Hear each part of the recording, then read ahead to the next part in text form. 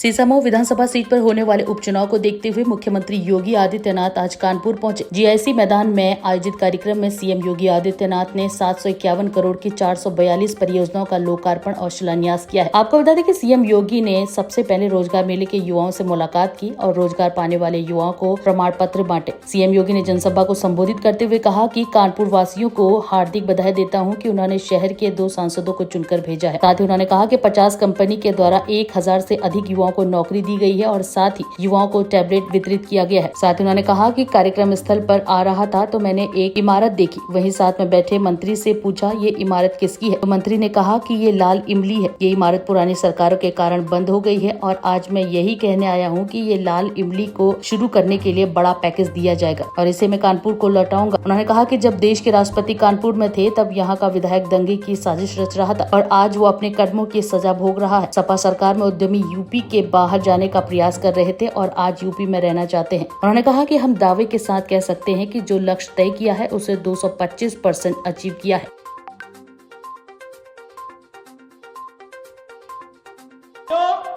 आज विकास का क्या मॉडल होना चाहिए यह उत्तर प्रदेश तय करता है। आज सुशासन का मॉडल क्या होना चाहिए उत्तर प्रदेश तय करता है।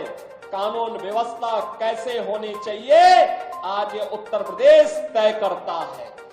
लेकिन इससे पहले के दृश्य क्या थे? बहन और भाइयों, मैं भी आ रहा था, कार्यक्रम स्थल पर आ रहा था और जैसे ही मैंने वित्त मंत्री से पूछा, हम दोनों एक ही गाड़ी में थे, मैंने कहा खन्ना जी आपने इस इमारत को देखा है, क्या है?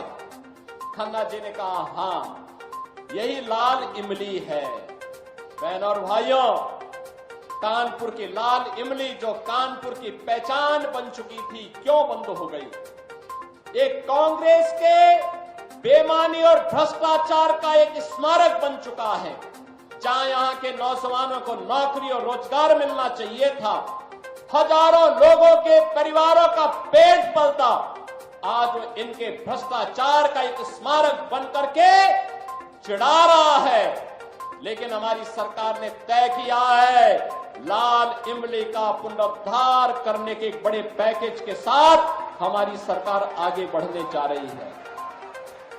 सिक यूनिट को पूरी लैंड और पुनरुद्धार के एक व्यापक पैकेज का कार्य हमारी सरकार ने आगे बढ़ाया है और यही कहने के लिए आज मैं आपके पास आया हूं।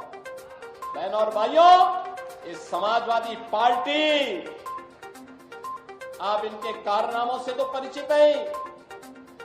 इतिहास की पुनरावृत्ति लोग कर रहे हैं। गुंडागिर्दी इनकी पहचान थी, अराजकता इनकी पहचान थी, बेटी और व्यापारी पर सुरक्षा पर खतरा पैदा करना इनकी पहचान थी। इनके समय में क्या क्या नहीं होता था कौन नहीं जानता है।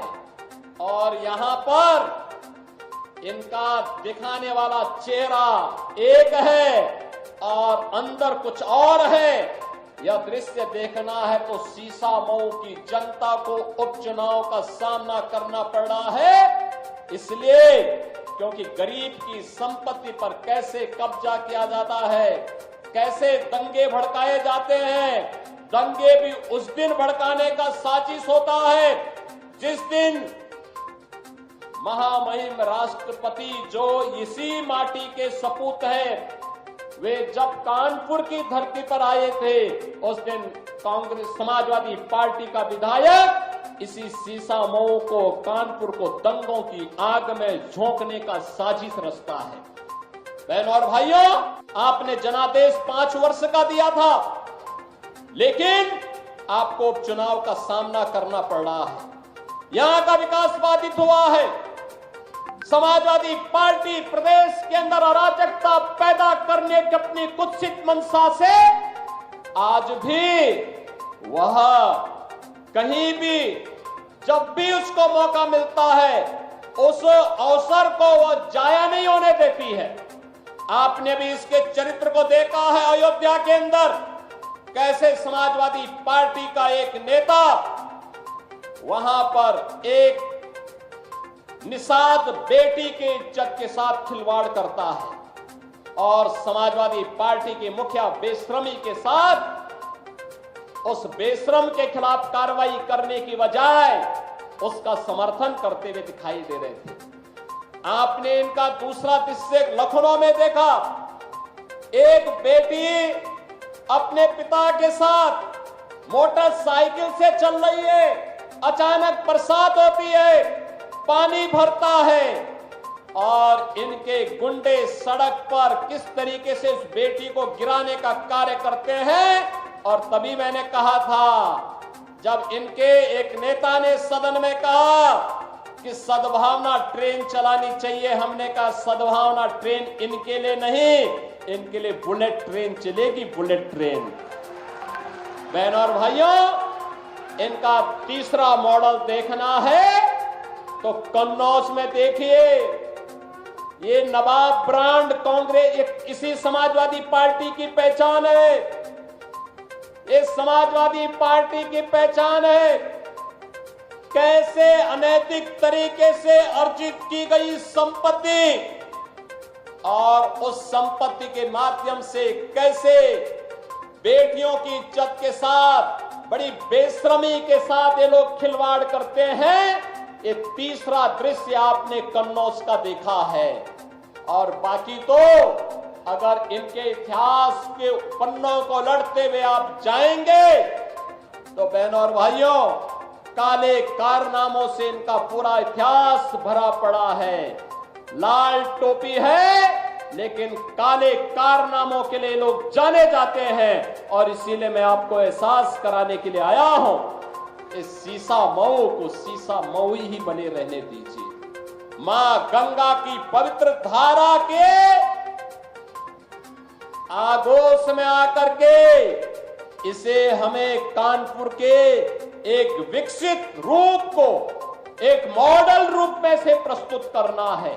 और आज उन्हीं की सौगात लेकर के मैं आपके पास आया हूं आपसे कहने के लिए। आज कानपुर के पास अपना मेट्रो है, अब यह मेट्रो सिटी बन चुका है। बहनों और भाइयों, इस सीसा मऊ में ही कितना बड़ा सीवर का नाला मां गंगा में उड़ेला जाता था।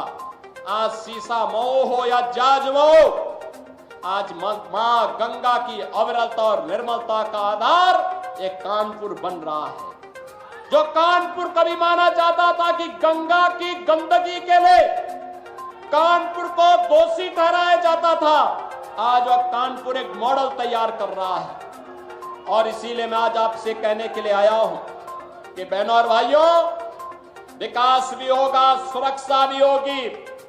भारतीय जनता पार्टी सुरक्षा, विकास और सुशासन का मॉडल है। प्रधानमंत्री मोदी जी ने मॉडल हमें दिया। उनके मार्गदर्शन और नेतृत्व में इस मॉडल को लेकर के भारतीय जनता पार्टी आगे बढ़ रही है। एक तरफ यह कार्य पूरी प्रतिबद्धता के साथ हो रहा है तो दूसरी तरफ हम लोगों ने प्रदेश के अंदर नए उद्यम लगा करके रोजगार सृजन की कार्रवाई को आगे बढ़ाया है। लखनऊ कानपुर के बीच में ग्रीनफील्ड एक्सप्रेसवे का बनना यह इस विकास की रफ्तार को और तेज करने जा रहा है। गंगा एक्सप्रेसवे जो मेरठ को कानपुर और लखनऊ के बीच से होते हुए प्रयागराज तक जोड़ने जा रहा है, यह भी यहां के विकास का आधार बनने जा रहा है। डिफेंस मैन्युफैक्चरिंग कॉरिडोर यहां का आधार बनने जा रहा है। और इसीलिए मैं आप सबसे अपील करने के लिए आ रहा हूं, एक तरफ विकास, सुशासन और सुरक्षा का मॉडल भारतीय जनता पार्टी का, और दूसरी तरफ अराजकता, गुंडागर्दी, दंगा जिनकी पहचान है वह कांग्रेस और समाजवादी पार्टी है।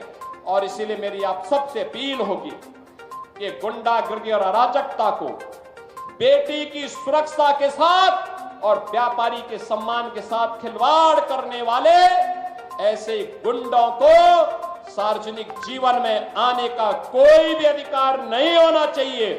उन्हें हर हाल में रोकना ही होगा। और इसी की अपील करने के लिए मैं आज आपके पास आया हूं।